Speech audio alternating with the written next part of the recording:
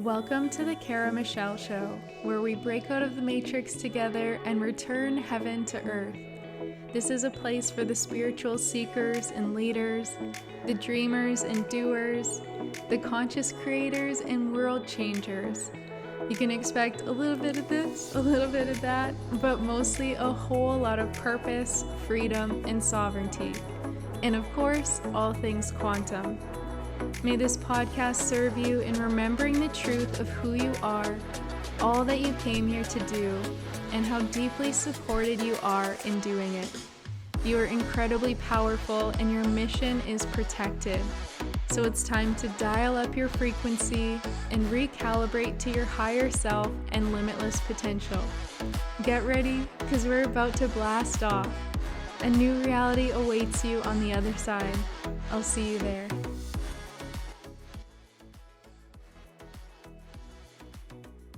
These 7 things helped me go from feeling really, really insecure in all that I was to learning how to build confidence and really start to see like the gifts and the magic and the unique things that only I can bring to the world in my specific way.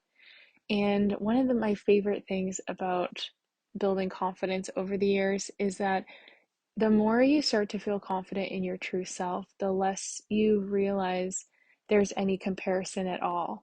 Because you're just like, oh, this is just me being me, and there is no need to compete. Like, I'm not here to be better than everyone else or to even have to gauge myself beside them. It's like I'm just here to embody the fullest truth and most authentic expression of who I am.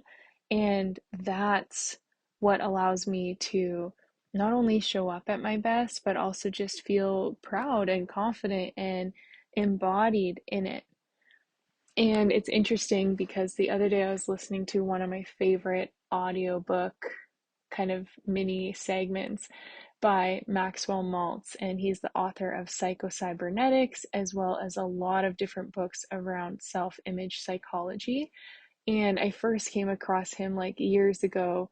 He's probably actually my favorite in the mindset space. And I love Joe Dispenza, but like there's something about the simplicity when you're hearing Maxwell Maltz talk about this. So when I first came across him, I was blown away because his story is that he was actually a cosmetic surgeon and he performed all these different plastic surgery, cosmetic surgery, surgeries for people. Specifically, though, I believe it was a lot of women, and the story, like the breakthrough, the realization that he had after doing like thousands of cosmetic surgeries was that if the internal beliefs, if the subconscious beliefs and internal structure or system didn't change, even when these women had so-called the perfect surgery, the perfect nose, the perfect cheekbones, the perfect whatever was replaced or adapted, and like beautified to look exactly the way they thought they wanted it, even when they had the outcome, they still didn't feel good enough. And sometimes we hear about that as like ugly duck syndrome, where if you believe you are ugly, if you believe that there's something wrong with you, even if suddenly that changes, you're still seeing yourself from the old beliefs, from the old identity. I actually can give a perfect example because I had horrible, horrible acne growing up, partly because I literally didn't eat fruits and vegetables until I was 18. I had my first salad. So, like, shout out to me. I don't even know how I survived. But partly because of my diet, partly because of like hormonal things, I definitely am super intolerant to like the amount of dairy and wheat and sugar and meat products. Like literally everything I ate for 18 or 20 plus years, I really don't eat at all anymore. So my skin, since our skin is our largest organ, became a place where a lot of these toxins were like being removed, and my body was responding to the fact that I was not able to digest and tolerate the things I was eating.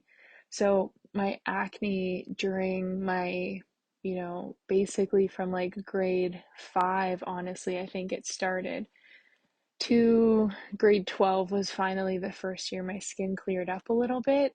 And the first time I think I started to be like, oh, maybe I'm kind of pretty, because my whole self image from, yeah, grade 5 to 12 was so focused on how bad my skin was. And I share this story because even then in grade 12 and when I went to university, when my skin got more clear, um, I still saw myself as someone with horrible skin. I still saw my reflection and thought it was ugly and had all the programming from those years.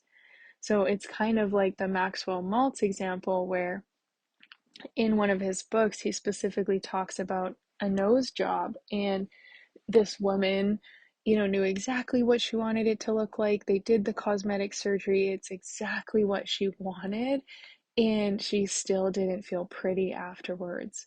And it just shows that, like, beauty is an inside job, but also confidence is an inside job. It's truly about rewiring the internal system to feel good enough, to feel successful, beautiful, capable, powerful, whatever it is that you currently feel is missing. It starts inside, and it starts with your self image. That's why I'm so obsessed with the identity shifting work, with not only reprogramming your old beliefs and shifting out of the old story and the old narrative, but also using the quantum healing and the understanding of like quantum entanglement as well as our higher self, or one of my favorites speaks to it as like a doppelganger, like an alternate version of you who already has the things. Because when we connect and start to see ourselves differently, we act, we speak, we attract differently. We show up in the world very, very differently. So, the insecure version of me, the version of me who was so defined in her mind by her acne, she carried herself very small.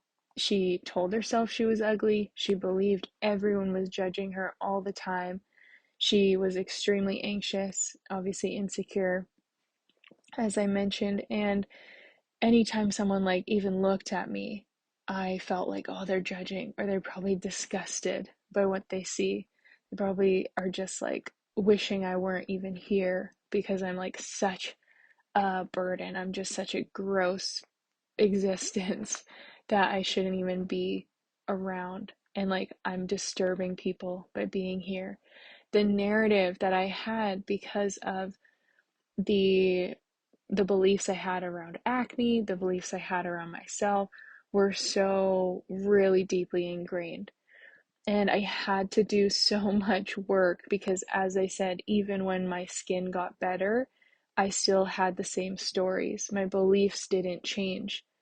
And it's super ironic because a few years ago, when I met a new group of friends, I remember one of them making a comment to me one day, and he was like joking, but he kind of made a comment about like, oh, like, don't you ever even get a breakout or something? Like, insinuating that my skin was so clear. And it kind of shocked me because even still, my story was like judging my skin. And it just goes to show the power of how deeply these things get programmed in. So, with all of that said, I want to dive in and really simplify 7 key things that helped me build more confidence. So, the very first one was becoming aware of my thoughts and my self talk, realizing that, like, the thoughts I'm telling myself hold power. So, if I am unaware and unconsciously going through life, that means I'm looping through the beliefs that I've probably had for a long time, whether related to my skin, whether related to feeling like people are judging me or like I don't belong. Whatever that story is that's making me feel smaller and making me feel insecure, you have to become aware of that first because otherwise you will think that it's everyone else's fault. You'll think that, oh, like they're treating me poorly. But it could just be your perception. It could truly just be the story you're telling yourself. Like, for example, I'm sure a lot of people weren't actually like disgusted by me or avoiding me or thinking I was like taking up space. That was my own perception because of my own beliefs. So, had I never eventually become aware of those thoughts, I would have really continued to play that out and continue to tear myself down. And I still have lingering moments, actually, even recently, where I kind of had that feeling of like, oh, maybe they did this because they think, like, because I don't belong, because I'm not good enough for them. And if I didn't have major self-awareness, I could have gone really deep into that story and felt really bad about myself. But I had the awareness to go, okay, there's actually like so many alternate things that could have been going on. And we don't need to focus on this story that's not serving you. So, how can we start to lift yourself up, regardless of if that was the case or not? So that's self-talk and what you're focusing on, because energy goes where attention flows where energy, no. Energy goes where attention flows. What you focus on grows, basically, is what I'm wanting to say. The second thing that helped me was then rewiring the limiting beliefs. And this was like a daily practice because once you have awareness, it's great. You are seeing that maybe, your self-talk is making you feel insecure or small, but then it's about doing something about it. I know a lot of people who are very aware, but then they don't change the pattern. They're very aware, but then they just sit in overthinking. And neither of those things are actually moving the needle forward. They're just like, I have all this awareness, but now what do I do with it? So that's where you want to start rewiring the limiting beliefs, rewiring the old story, and creating a new empowered story. A really simple practice for this that you could do right away is just having a piece of paper, drawing a line down the middle of it. On the left-hand side, you're going to write the current limiting beliefs or the limiting story, the reasons why you think you're not good enough, or the insecurities that you're focusing on, the negative stories. And then on the opposite side, on the right-hand side, you're going to shift it and reframe it into a more positive story. And maybe you can't go all the way to the full extreme positive because that feels like too far of a stretch and doesn't feel believable. But maybe it's like a stepping stone belief, which are kind of my favorite because those are the ones that create the longer change. So for me, with my acne example, let's just roll with that because I've already shared so much about it. There's no way I could have just taken the belief of like, my skin is beautiful or like, I love how I look because I had spent so long in the opposite belief. But I could create a stepping stone belief of like that there are positive things to my appearance, or that my skin is getting better every day, or that like um, one thing that's really nice to start the sentences with sometimes is like, even though.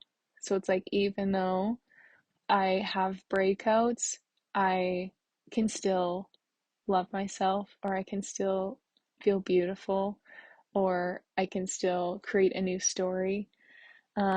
Even though I've spent all this time judging my skin, I'm open to a reality where my skin is more clear, or I'm open to seeing myself as worthy regardless.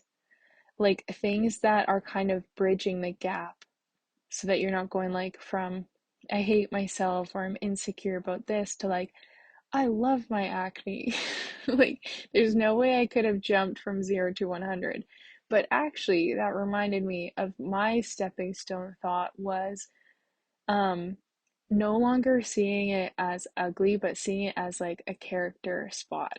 That was the term I gave it because, you know, most people have pimples and like every single human being has pores on their skin. So we're going to have blemishes from time to time. It's the society, it's the media, it's also our diets and things that cause it to get to the point it got for me. Um, but it didn't need to mean I was ugly. It could have just meant I was going through puberty and not eating the right foods, right? Instead of me creating this ugly duckling story that became my self-image for like decades after, like at least a decade after. I could have had the story of this is just a character spot. It's just like, it's just like adding personality to my face. It's literally making me human. It doesn't need to mean anything more than that. It's just there. It is what it is, but I don't need to create some huge demeaning story. So you can shift your limiting beliefs and start to create more empowering thoughts or just more supportive, neutral thoughts first, and practice that daily, which is then in time going to allow you to feel more confident. This connects into number three, which is where I started to use different tools like mirror work and really shifting my perspective of myself, staring deeply into my eyes, noticing the perfection in the details, even in my skin, and seeing like the skin is like communicating to me through this breakout, or the things that I think are flaws are actually making me unique and they're bringing lessons or they're teaching me things or helping me be more empathetic and loving to other people as well as to myself. They're helping me work through judgment and basically more reframing using working in the mirror as well as inner child healing, like connecting to my child self and to the younger versions of me who felt so incredibly ugly and judged at school and who judged herself so harshly because of it, and thinking of like, how can I reparent that version of me? Because no 10 or 12-year-old kid should be hating themselves because of something in their appearance. Like, how fucking skewed is that? Pardon my language. But that we grow up hating ourselves. That is not right. That is not normal. And so, if I can spend some time imagining that younger version of me, reparenting her, educating her, teaching her, telling her that it doesn't make her any less worthy or any less special, or that there's still a million things she could love about herself and be proud of. How much more confident would I have been as I grew up if that had been what I received? Or telling her that, like, the news and the media wants you to feel like there's something wrong with you. And so I want you to know that there isn't. And like, let's start fueling these stories. This ties into the quantum work because when we look at past timelines and we shift something as simple as that, it would change the entire trajectory of your life. So if 10-year-old Kara had never been taught that her acne was so gross because of comments from people at school or things on the TV and all the commercials about, acne products and skin creams and stuff, like if she had never been taught that that made her ugly, how much different would she have shown up in every year of her life? Like, it's those turning point moments. And I cannot go back to that time in my life physically in the 3D, but I can go back to it energetically. And then I can replay out all the years since then and imagine that version of me. So it's like the reparenting and rewriting what that story was so that then I can go, Actually, like, imagine if I had been told things differently and I showed up and I still was confident and I learned how to love myself through it and I didn't let that flaw define me and I didn't focus on it and then collapse inward and play even smaller or hide and shy away, you know? And then seeing the different memories of like how I would have taken up more space and been more confident here, and how it would have changed my experiences there, my athletic career, my relationships. Like, I wouldn't have avoided any kind of interaction with people because I wouldn't have felt so ugly and unworthy of it. So many things in my life would have changed if one of those moments in time had changed. So it's kind of like inner child work as well as timeline repair, quantum work, and connecting to my higher self is part of that process as well. Like helping me, that can be a reparenting. Um, Sometimes I see it as like my current self going back there. Other times I see it as that multidimensional higher self going back to that time and telling little Kara what she needed to hear or helping her feel confident and more loved. But it's truly about being able to then embrace your authentic self and love them, even if you believed they weren't good enough because of XYZ, from family, from society, from programming, from culture, from media. And step number four, or tip number four, that helped me find more confidence was beginning to let my true self show. So this started with the people closest to me who I felt safe with, beginning to embrace a little bit more and more of me each day, where I once played smaller, held back, gave in to the fear or the limiting stories. It's like, how can I actually show up a little bit more, take up a little bit more space, speak up a tiny bit more, realize like it's safe to be here, and strengthen the muscle within me that allows me to feel more confident. Eventually, then extending that outwards. It's like rebuilding that new identity, rebuilding that confident version of you. It started for me with family a tiny bit. I also found that through travel because I loved that I could go to a new place and I could be whoever I wanted to be. I didn't feel limited by how the people around me saw me or the years of memories they'd held on to create my identity from. I could go meet someone and they didn't know anything about me.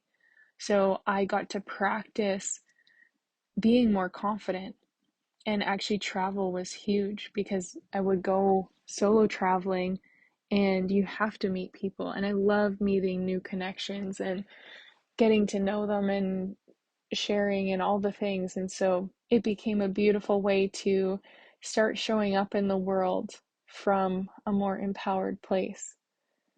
Number five was practicing compassion and self love, noticing the times where those insecurities came in, noticing the times where I started to feel small, and then applying all the tools I've just shared. So, like, becoming aware of it and then going, why am I feeling this way? What is this insecurity? Where did it come from? Is this an ultimate truth? And then how can I reparent myself in this moment so that I feel a little bit more supported, so that I can feel more confident? Is it an ultimate truth that everyone is judging me because of XYZ, or that I don't belong here because of my skin or whatever, my education level, like any of my insecurities that come to the surface? It's like asking yourself, is this an ultimate truth? And how can I love myself through it and remind myself that who I am is enough? Which brings me into the sixth thing that helped me start to feel more confident, and that was realizing that confidence doesn't come from any external achievement or goal. and I wish I learned this one sooner. You hear it, but I think you don't believe it until you live it out a little bit, maybe, and then it finally sinks in where you realize confidence comes from within. That's it. I mean, I chased so many things, I achieved so many things, I checked off so much of my bucket list. I did so many of the things I told myself I was here to do and that I wanted to do. And I met some amazing people along the way who were like exactly who I wanted to manifest and call in or be friends with. And none of the external things make you feel confident or good enough if you still don't feel it internally, which is why I prioritize the inner work. It's why I prioritize the reprogramming, because every new experience and also every new achievement or goal or level that you reach, you're going to then have those moments of self-doubt, of questioning if you're good enough, of maybe imposter syndrome, feeling like you don't belong there. That's so natural and normal as parts of the journey, because every time you reach a new level, like new level, new devil, they say, because now suddenly you're here and then those old beliefs creep in, or you realize, well, what now? And am I even good enough for what's next? Am I even worthy and deserving for what I just got? So much can come in and affect the confidence and the self image if you let it. So, the more you can strengthen just your sense of self, of like, who I am is enough, even without it. Because imagine if you lose it. And I've had that happen where I thought the money goal would make me feel confident. I thought that would make me finally feel successful. And I reached it. And then I realized, well, now what? And now there's more. And sometimes I lost that money quite quickly, or manifested bills, or didn't feel comfortable and worthy to hold it. So I'd suddenly spend it and invest it in something I didn't need. And I'd be left back at square one without it. And then you're like, oh, now I'm like really nobody. So if you don't have the inner work lined up and that programming there, uh, it's like a never-ending cycle of not feeling good enough and constantly looking outside of you and then still never feeling good enough. That's actually probably the biggest takeaway from this whole recording, is like you have to create it within if you want it to last. And that's something I wish I knew way, way sooner. And number 7 was taking those steps to stretch my comfort zone, because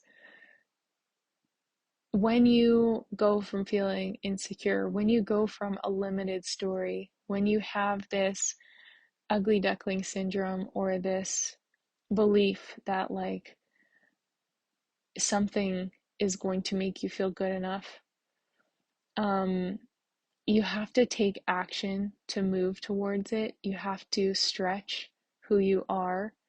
You have to speak up for yourself. You have to have new habits. You have to pattern in the new identity. Stagnancy breeds more doubt. So if you're feeling insecure about something, and as I said, even with point number 1, and you're aware of it, but then you do nothing with that awareness, you're just going to stay in that doubt. You're going to stay in that story. So you need to be willing to move, to take a new action, to make an adjustment, to try something different, to interrupt that pattern and replace it with something new. A lot of times my insecurities had to do with that smallness, that fear of being seen because of my skin, and also beliefs of not being heard because I felt like my opinion was often dismissed or not really wanted. And so the easiest thing for me was to just keep going more and more within and not expressing myself, not taking up space, not drawing attention, and the only way I could have ever started to build confidence was if I pushed myself past that. And I started speaking up even when it was a bit scary or intimidating. I started putting myself in situations, obviously safe ones, but putting myself out there. I used to have intense anxiety around social situations because of these stories, because of these insecurities. And if I would have continued to let that rule my life, I probably would have never traveled. I would have never done all the things I wanted to do, found amazing friendships around the world, built a business, helping people and connecting with people. I for sure would have never started social media accounts if I gave my insecurities and my anxiety and my smallness power. I was terrified to show up on video the first time I went to do an Instagram story. I had to push myself in that comfort zone in order to build the confidence. Because if I had just stayed in the overthinking, overanalyzing, it would have just created more doubt and more insecurity, more overthinking, more overanalyzing. So, one of the tools with time was that quantum healing hypnosis, hypnotizing myself to see my worth, to see myself as the confident, embodied queen, to see myself as someone who walked into the room like she deserved to be there, and to feel more beautiful in who I was, to feel safe, to be seen, to be heard, to take up space in those new ways. Because as I mentioned, after years and years and years of the opposite, that old self basically had to die in order for the new self to have a space to emerge. And the internal work was the absolute key in doing that, in allowing me to get there.